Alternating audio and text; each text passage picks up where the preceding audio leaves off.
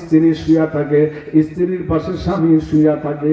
এখন আমি আপনাদেরকে প্রশ্ন করব, আমার নবী বলেছেন স্বামী এবং স্ত্রী দুইজন যখন বালিশের মধ্যে ঘুমায়, এক বালিশের মধ্যে ঘুমানো আমার নবীর সুন্নাত। জোরে বলুন সুবহানাল্লাহ। স্বামী স্ত্রী এক বালিশের মধ্যে ঘুমাইবেন, এক বালিশের মধ্যে শুয়া থাকবেন। মায়ার নবী দয়ার নবী রাহমাতুল লিল আলামিন বলেন, হঠাৎ করে স্ত্রীর পাশে স্বামী শোয়া অবস্থায় স্বামীর দেহ থেকে যদি রূহটা চলে যায়, স্ত্রী কিন্তু স্বামীর পাশে আর থাকতে পারে না। কথা কোন ঠিক কিনা? ইন দি মিন টাইমে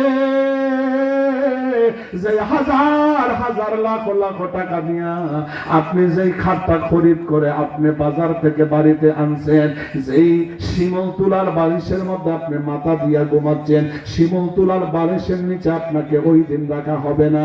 ওই দিন আপনাকে আমাকে একটা মাদল বিছায়া অথবা একটা চাটাই বিছায়া ওই চাটাইয়ের মধ্যে আমাকে আপনাকে শোয়া দিবে। কথা কোন ঠিক কিনা?